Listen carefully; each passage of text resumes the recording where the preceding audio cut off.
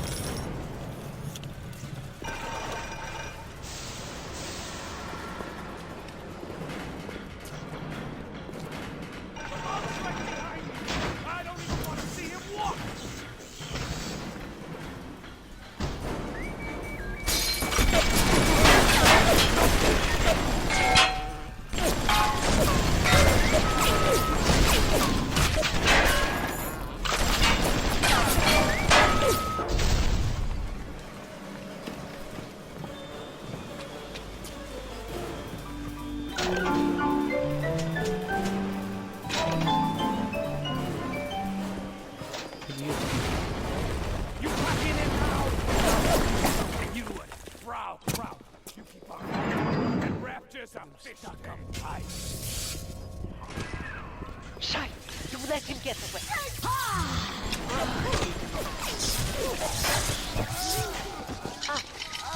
Of course. This will be no problem.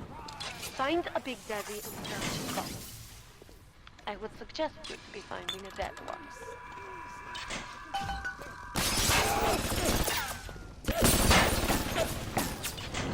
The parasite Andrew Ryan asks you a simple question. Are you a man or a woman? You see the suit control system? So good, get it. That is step one of turning you. The only way to get through that door on the street is to have a little one open the door. It will only trust you sound like, and even smell like one of those big...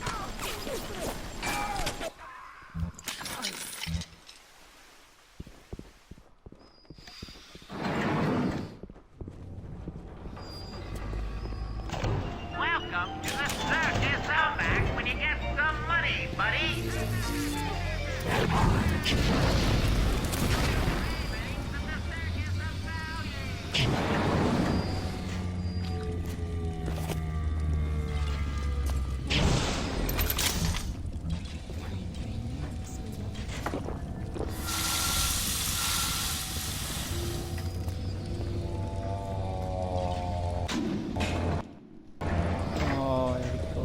Big Daddies.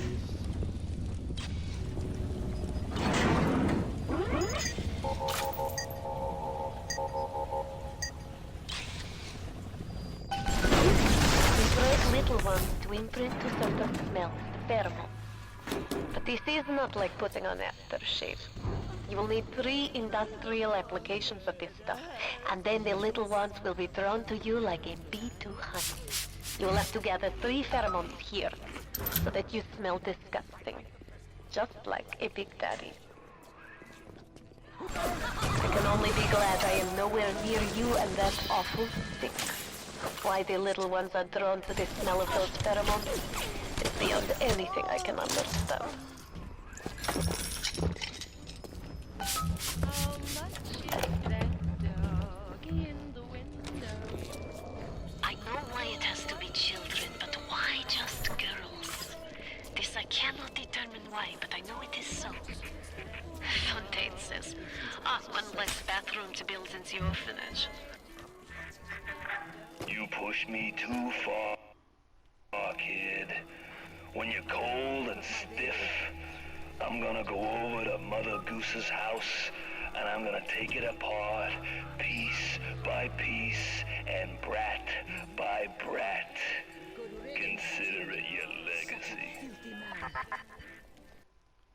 To kill, to harvest or not to harvest, the moral dilemma that follows you throughout the Bioshock experience and defines the fate of the player. This choice lays at the center of your Bioshock story and has repercussions that can be felt in nearly every facet of the gameplay.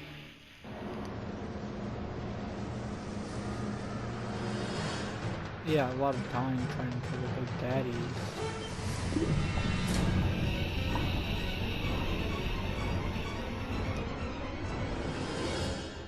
Part of Bioshock's lasting legacy, of course, are the Little Sisters and this moral choice that presented itself to the player. Everyone, it became a water cooler conversation about like, well, did you save them? Did you harvest them? That concept, Ken, was that something that came about early in development, or that binary choice? When did that come into the game? I don't remember when. I mean, we had the concept of them being protected, but I can't remember when you actually certainly chose. wasn't. When there were slugs, it was not meaningful. I think there was. Do you salt it? Do you not salt it? Yeah. There were resources that you could get, but there was no choice there, right? The choice was, do I want to fight the Big Daddy or not? Yeah.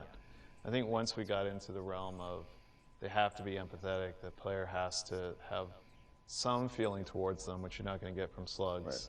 Right. Then we start seeing that opportunity there of like, okay, nobody's going to want to do harm to these girls, or do they? Like, and do we allow them to? It was we weren't comfortable with it at first when it first came up that we could.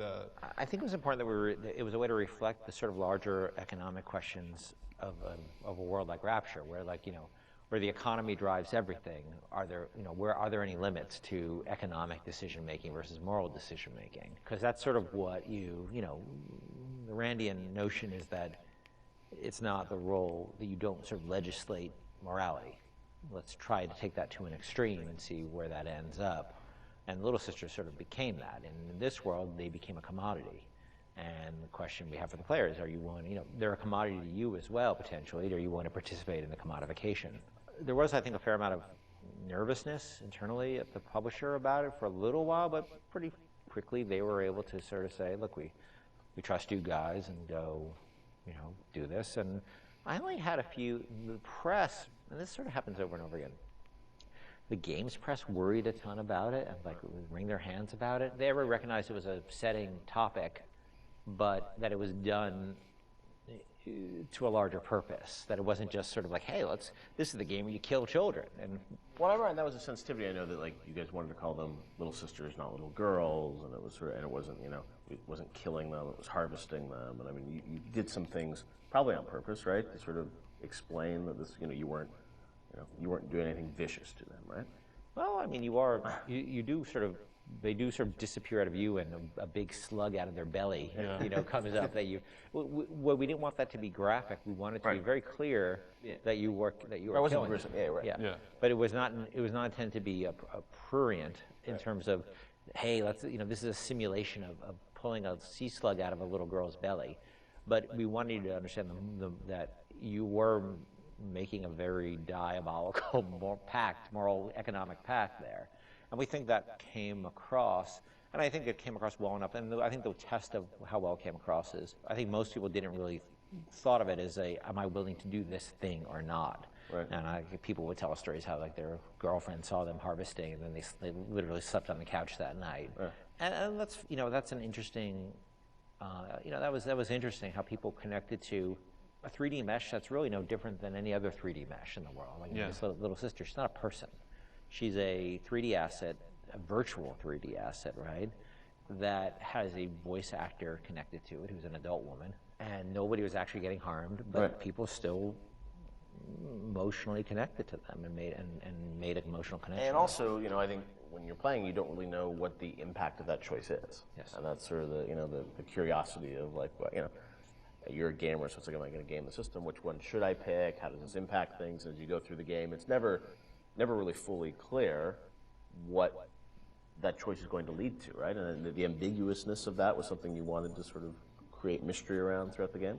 Yeah, we went back and forth a lot about what the rewards for harvesting versus saving would be, and actually I think we should have really pushed further that the rewards for saving were much more, should have been much more meager than the rewards for harvesting, just to really sort of put you up against the wall, push you up against the wall and say, are you going to stick by your moral guns here? Because you're going to pay for it. Because that's usually the way life is, right? It's always harder to take a moral path than it is to take an amoral path. But there's incentives to take amoral paths because it's the easier path.